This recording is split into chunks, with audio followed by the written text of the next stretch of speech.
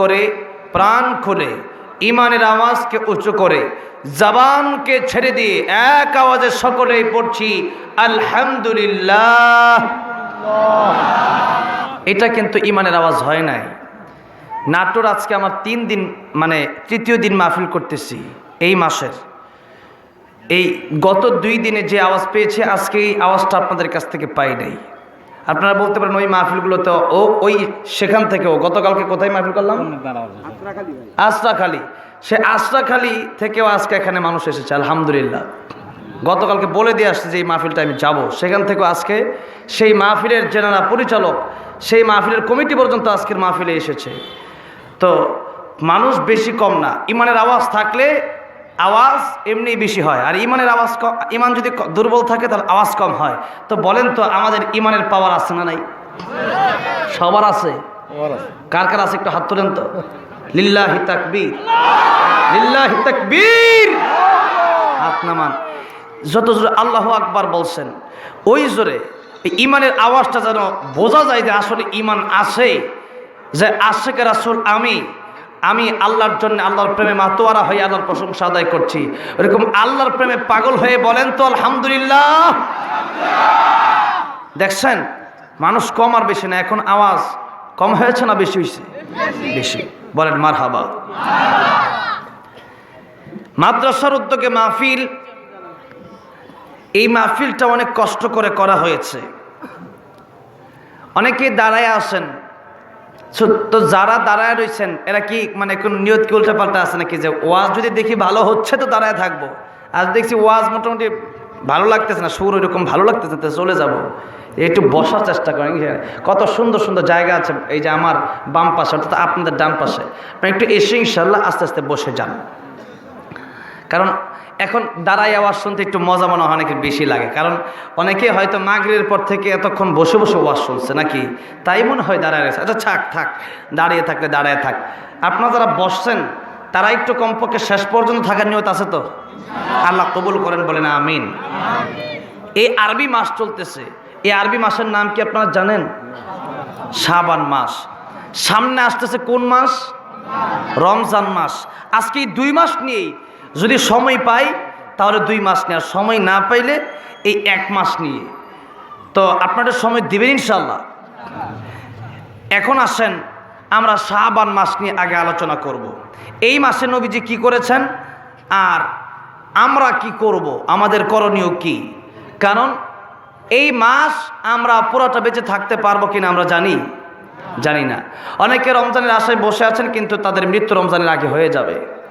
অনেকে ঈদের আশায় বসেছে, ঈদ আসবে মার্কেট করব, ছেলে থাকে বিদেশ আসবে, সেই চিন্তায় বসে আছেন, কিন্তু সেই আশা পূরণ নাও হতে পারে। এই জন্যে ইবাদত কি আরো 1 মাস পর থেকে না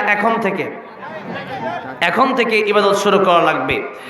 নবীজি বলেছেন শাবানু শাহরি ওয়া রমাদান শাহরুল্লাহ, শাবান মাস আমার মাস আর রমজান মাস আল্লাহর মাস। এখন আসেন নিসবত যদি ভালো হয়, অর্থাৎ নবীর সাথে যেই নিসবত লাগছে, নবীর সাথে যার সম্পর্ক হয়েছে, তার দাম কম না বেশি? বলেন কম না বেশি? অনেক বেশি। এবার আসেন যদি সম্পর্ক ভালো হয়, দুনিয়াতে বহু মসজিদ আছে, এর মধ্যে একটা মসজিদ হইল মদিনাতুল মুনাওয়ারা, যেই মসজিদকে আমরা বলি মসজিদে নববী। কি বলি? মসজিদে নববী। আচ্ছা, সেই মসজিদে নামাজ পড়লে আর আমাদের এই নাটোরে এই আবদানপুর মসজিদে নামাজ পড়লে কি সমপরিমাণ সব হবে? কশ্চিন কালেও না।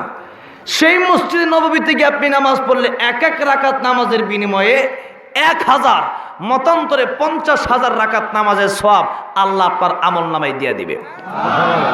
পড়বেন 1 রাকাত, আল্লাহ দিবে কয় হাজার রাকাত? 1000 মতান্তরে 50,000 রাকাত নামাজের সওয়াব। কেন? আমার নবীর কারণে। কেন? আমার নবী সেই জায়গায় আছেন। নবী মদিনায় যাওয়ার আগে মদিনার নাম কিন্তু মদিনা ছিল না। কি ছিল? ইয়াসরিব। ইয়াসরিব নামে তুমি ছিলে অলক্ষণের দেশ, বড় মারাত্মক যে ছিল তোমার পরিবেশ। নবীর ছোঁয়া পেয়ে হলে সোনার মদিনা, সব ভুলিব কিন্তু তোমায় ভুলতে পারি না। বলেন না, সব ভুলিব কিন্তু তোমায় ভুলতে পারি না। এই হইল সোনার মদিনা। কেন? আমার নবীর সাথে যার সম্পর্ক। কোরআন শরীফের যে সূরা নাজিল হয়েছে মক্কায়, আমার নবী ছিলেন মক্কায়, কোরআনও নাজিল হয়েছে মক্কায়, তো সুতরাং সেই সূরার নামও হয়ে গেছে মক্কি সূরা। আমার নবীজি গেছেন মদিনায়, সেই সূরা নাজিল আল্লাহ পাক করলেন মদিনায়, সেই সূরার নাম হয়ে গেছে মাদানী। তো বলেন তো, আমার নবীর সাথে সম্পর্ক যার আছে তার দাম কম না বেশি? বেশি। নবীর খাদেম যায়েদ ইবনে হারেসা রাদিয়াল্লাহু আনহু, তাম পৃথিবীর যত বাদশা আছে, রাজা বাদশা, সবাইকে যদি এক পাল্লায় দেওয়া হয়, আর আমার নবীর খাদেম যেই নবীর স্বপ্নে দেখলে পরে জান্নাত ওয়াজিব হয়ে যায়, সেই নবীকে বাস্তবে এতবার দেখলো, সেই নবী যারে মোহাব্বত করছে, সেই জায়েদ যেই নবীরে মোহাব্বত করছে, নবী যাকে ভালোবাসছে, জায়েদ যার খ্যাতমত করছে, তাহলে বলেন তো সেই জায়েদ নবীর খাদেম তাম পৃথিবীর সমস্ত রাজা বাদশা এক পাল্লায় রেখে দিলাম, আরেক পাল্লায় যায়েদ ইবনে হারেসা রাদিয়াল্লাহু আনহুকে রাখলাম, বলেন তো কার দামটা বেশি হবে? বলেন কার দামটা বেশি হবে? যায়েদ রাদিয়াল্লাহু আনহুর দাম। বলেন কার দাম? এই জন্য কবিও বলেছেন, সাহাবতে সালেহ তোরা সালেহ কোনাত, সাহাবতে তালেহ তোরা তালেহ কোনাত।